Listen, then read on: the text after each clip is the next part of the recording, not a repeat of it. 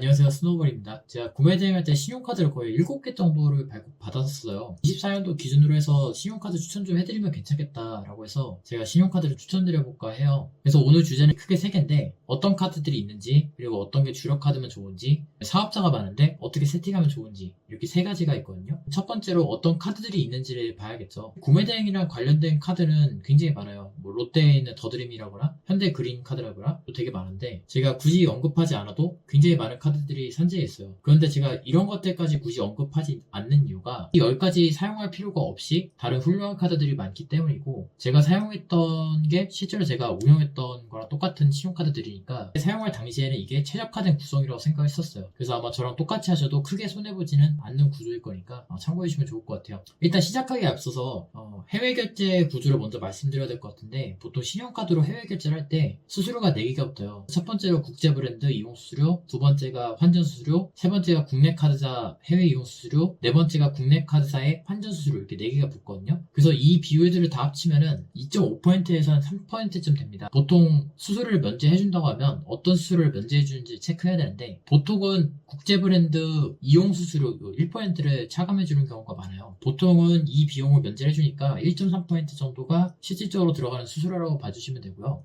그럼 일단 한번 시작해볼게요. 첫 번째로 KB 가온 글로벌 카드가 있죠. 이거 되게 일단 연회비 2만원에 1에서 3% 정도 이제 적립이 가능하고, 일단 이 카드의 핵심이 적립 한도가 없어요. 이게 포인트로 적립이 되는데 이게 1포인트가 1원이거든요. 이게 되게 꿀이에요. 사실상 해외 구매 대행할 때는 이 카드를 빼놓을 수가 없습니다. 그리고 카드사에 대한 한도가 본인의 신용 점수에 따라 다르긴 한데 KB카드가 일반적으로 한도를 많이 주는 편인 것 같아요. 그래서 저도 한도를 많이 받았었기 때문에 저는 이 카드를 메인 카드로 사용했었어요. 그래서 일단 첫 번째로 언급드릴 게 KB 가온 글로벌이고, 두 번째로 언급드릴 게 결제하기가 되게 편했어서 제가 좋아하는 카드예요. 일단 삼성카드가 한도를 널널하게 주는 편이어서 운용하기가 되게 좋았어요. 이 카드는 1%에서 적립해주고, 아까 제가 말씀드린 수수료 있잖아요. 거기서 1%를 추가로 면제를 받습니다. 적립 한도가 없고 전월 실적이 없어요. 그렇기 때문에 이게 국내에서 뭔가 결제를 안 해도 포인트를 적립할 수 있다는 게 굉장히 큰 장점이라, KB 가온글로벌보다는 약간 더 밀린다고 생각하지만 삼성카드가 한도를 많이 주는 편인 것 같아요. 그래서 이것도 메인으로 사용하셔도 크게 무리는 없는 카드라고 생각합니다. 세 번째로 썼던 카드가 이제 원큐 글로벌인데, 제가 하나카드를 개인 소비 카드로 사용해요. 그래서 한도가 컸었거든요, 저 같은 경우는. 그래서 저는 하나카드를 사용했었고, 일단 이 친구도 브랜드 수수료가 무료예요. 그리고 포인트를 5%에서 9%를 적립해주는데 1만원에서 2만원까지 적립 한도가 있습니다. 그래서 이런 카드들은 메인으로 쓰기엔 굉장히 부담스럽지만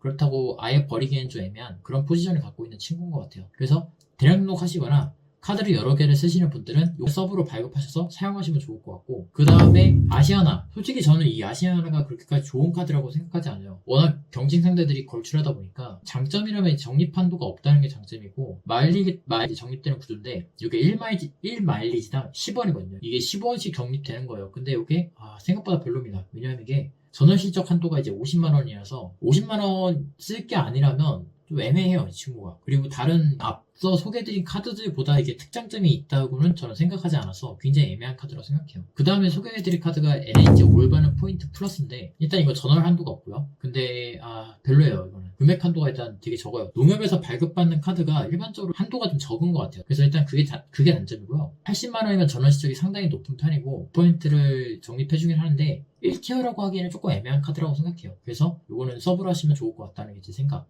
그리고 이제 딥드림 플래텀인데 되게 좋은 카드라고 생각해요. 간단히 언급하면 메인으로 써도 충분합니다. 그런데 이게 브랜드 수수료를 면제 안 해주는 걸로 알고 있거든요. 그런 걸 감안하면 압도적인 원탑이라고 하기엔 조금 애매하다는 게 제 생각이에요. 그렇지만 분명히 좋은 혜택이기 때문에 이것도 메인으로 하기에 충분히 손색이 없습니다. 그 다음에 카드 전송인데 요거는 애매한 것 같아요. 일단 카드 자체가 예쁘다는 게 장점인데 0.8%를 청구 할인해줘요.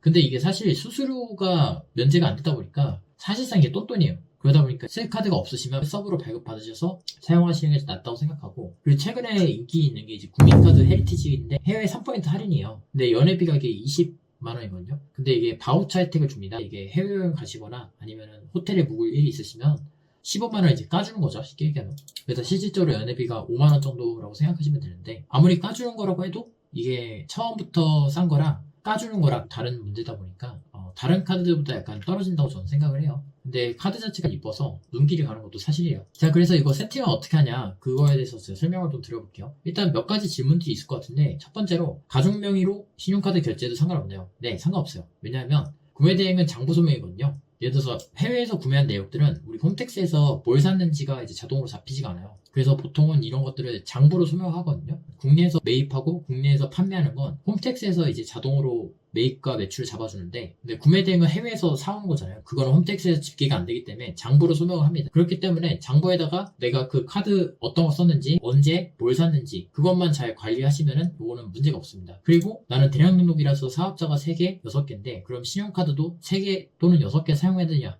라고 물어보시는 분들도 있어요. 이거는 답변을 드리면 하나만 사용하셔도 돼요. 왜냐하면 장부 소명이기 때문에 한 카드로 어떤 시점에 뭘 샀고 얼마를 긁었는지 그것만 매칭이 되면은 상관없습니다. 굳이 저처럼 여러 개 세팅하지 않고 하나로 몰아주셔도 되는데, 근데 이렇게 되면 한도가 문제잖아요. 그래서 하나로 몰아주긴 좀 그렇고 한 3개 정도면 전 충분하다고 생각해요. 소개한 카드들에서 랭킹을 한번 매겨보면 어떠냐라고 물어보시면, 저는 1등은 KB 포인트리, 이게 1등이고, 두 번째로는 딥드림, 세 번째로는 오브이투, 나머지는 우열을 가리기 힘든 비슷한 카드거든. 4번은 헤리티지 정도? 네, 헤리티지는 해외 사 정도면 되게 괜찮은 카드거든요. 근데 굳이 놀러 다니는 취미가 없으신 분들은 헤리티지가 오히려 별로일 수도 있겠다는 생각이 들어요. 그래서 나머지는 다 비슷하다고 말씀을 드릴게요. 그러면 어떻게 관리하냐? 일단 저 같은 경우는 카드를 6개를 세팅했어요. 사업자 6개를 기준으로 설명을 드릴게요. 사업자 6개를 기준으로 하면 사업자 하나당 카드 하나를 매칭을 시켰어요. 카드에 있는 이용 내역들은 여기에 있는 사업자의 매입이라고 아예 제가 못을 박았었는데, 근데 이렇게 하면 문제가 뭐냐면, 대량록 이제 6개, 10개 이상의 사업자, 6 대량록 하시는 분들은 신용카드가 부족하실 거예요. 이렇게 되면은. 저 같은 경우는 어떻게 했냐면,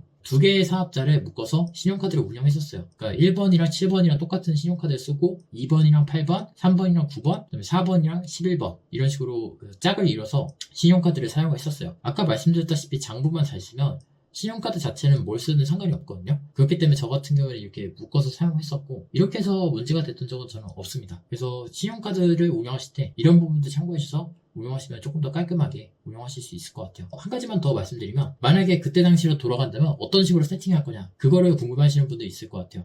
일단 사업자가 하나잖아요. 그러면 포인트리 그거를 발급받아서 하나 쓸 것 같고, 대량 등록을 한다고 하면은 포인트리랑 딥드림 이렇게 2개만 발급받아서 포인트리에다가 모든 걸 다 몰아주고, 그 다음에 결제할 그 금액이 없으면은 그 다음에 몰아줄 것 같아요. 왜냐하면 어중간한 카드들의 구입 금액을 분산시키는 것보다 그냥 장부 좀 꼼꼼히 쓰고 좋은 카드들에 몰빵을 해주는 게 저는 더 좋은 선택이라고 생각을 해요. 그래서 다시 돌아간다면 저는 그런 식으로 세팅해볼 것 같습니다. 아무튼 제가 준비한 거는 이 정도고요. 궁금한 거 있으시면 댓글 남겨주시고 저는 또 다음 시간에 뵙도록 하겠습니다. 감사합니다.